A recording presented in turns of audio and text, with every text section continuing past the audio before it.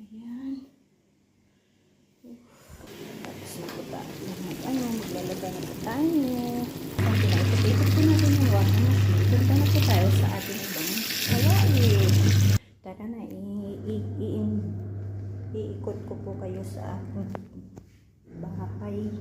Ayan po. Ayan po. Ayan. Ayan po.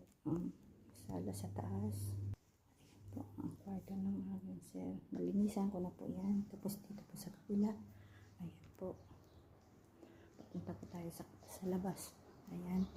Ayan po. Ayan. Ayan. Wala pong nakaano dito.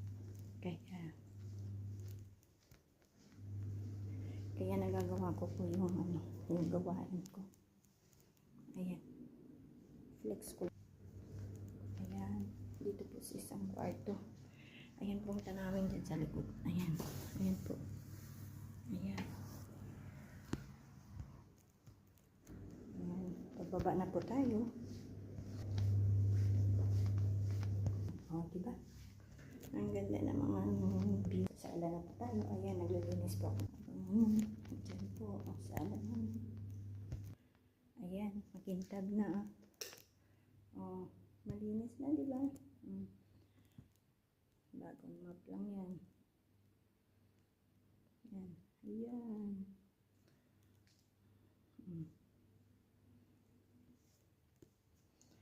Ayan, nagmamap kasi ako. Tayo sa kusina na. Ayan. Ito po. Nagluto na po ako ng rat. Saka yung ayan, bamya. Linis po yan. Ayan. Ito po. Ayan. Diba? Ang ganda. Ayan. Yung mga abubot ni sir. Ang dami. Ayan. Ayan. Naka-arrange na po yan. Yan ang po ang papuntang taas. Ayan. Hanggang third floor pa yan.